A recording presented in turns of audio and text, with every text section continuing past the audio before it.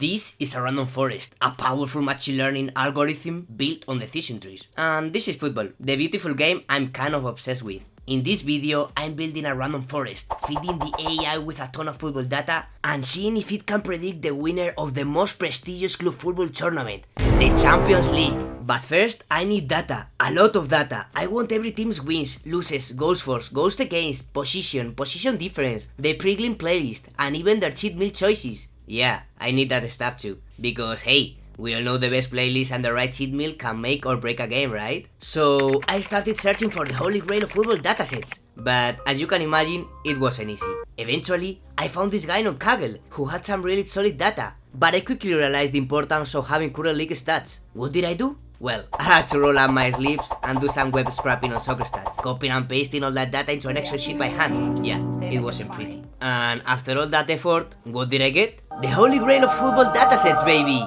I've got the stats for every single Champions League winner since 1955, the all-time Champions League stats, and even teams like Valletta Football Club. Yeah, you know, the team that only played once in the Champions League and probably didn't even make it past the group stages. But hey, I've got their stats too. And this is where things get interesting. All that data, every team, every match, every goal, it's a lot to process. You need a way to sift through it and make predictions about future outcomes. And that's where decision trees come in. Decision trees are pretty awesome. Think of them like a choose your own adventure book, but instead of deciding whether you fight a dragon or run away, it's deciding who won a football match. Let's use decision trees to predict if Sarah Cameron is fit or not as an example. We have a lot of data about her, how often she exercises, what kind of diet she follows, and so on. A simple decision tree might begin by asking, does Sarah exercise at least 4 times a week? Yes? Then we go down this path. Next question, does she eat a balanced diet with vegetables and lean protein? Yes again. At this point, the tree predicts that Sarah is fit, because, well, she's exercising regularly and eating healthy. This tree can then be used to predict for other people based on similar habits. You might be wondering, how do we build this tree? Here's the process. First, we take all of Sarah's fitness data and start with an empty tree. Our goal is to find the question that best divides Sarah's data into fit and non-fit categories. Turns out, the most powerful first question is about how often she exercises. So, we split the data. People who exercise 4 times a week or more go one way, and everyone else goes the other way. But hold on, there's still some uncertainty. Not everyone who exercises a lot is fit, so we keep going. The next best question is whether they follow a healthy diet or not. So, we slice the data again, and boom! Those who exercise regularly and eat well are likely to be fit. This is what we call a pure node, and we mark it as fit. Whoa, let's go! Implementing this in Python was actually pretty straightforward. Great, so now we have a fully decision tree classifier. But before we use it to predict the outcome of the Champions winner and gamble some money,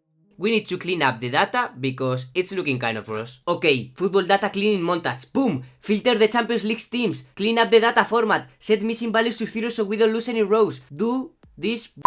Okay, bada bing bada boom, my beautiful dataset is complete. It has all the team's data since 2020 to the time of the prediction, with their corresponding statistics. And there is a lot of statistics I calculated, let me tell you that. For example, the number of times the team won the Champions League, their win rates, the last year the team won the Champions, their average goal difference per game, and a bunch of other stats that I would get into. It's a lot. But before we toss all this data into our classifier, we need to take a good look at it. So I whipped up a quick Seaborn bar plot that shows a bunch of variables and some pretty interesting patterns. One thing I noticed is that there is an imbalance. Far fewer dots for teams that won the Champions compared to those that didn't. This imbalance made the plot look a bit off, so I made some adjustments to balance it out. Now, not every variable is a winner. Take for instance the number of years since a team last won the Champions. It's useless, but check out team's league position. This one really stands out in splitting the data. Just keep in mind though that many of these variables are fairly uncorrelated. Predicting the champion is tough because there are so many factors at play, unlike tennis, where you often see the same players and no draws. Let's talk about why a team's position in their domestic league is such an indicator for predicting a Champions winner. Think about it. Your league position is a snapshot of a team's overall performance across an entire season. It reflects consistency, strength in depth, and the ability to handle different opponents week in and week out. A top league position means the team is not only racking up points through wins and draws, but it's also typically scoring a lot and maintaining a solid defense. When you see a team consistently finishing at the top, that's a signal of quality across the board. Better tactics, tactics, stronger squad depth, and often more financial muscle to invest in top talent. All of these factors translate well into international competitions, where the intensity and quality of matchups are even higher. In contrast, teams that struggle in their league might be prone to errors, have less consistency, and simply lack that edge in crucial moments. So let's take all this data and fit into a decision tree to see how well it classifies winners. We got 81% accuracy, which sounds promising, but just keep in mind, as I mentioned before, that we have some uncorrelated variables. However, because we are using multi-variables, not just position, the model takes into account many different factors. Now, the moment you all guys have been waiting for, the prediction for the 2024 Champions League winner. The decision tree have been trained with data from 2020 to 2023, so it doesn't know the winner of 2024. So the prediction for the 2024 Champions League winner is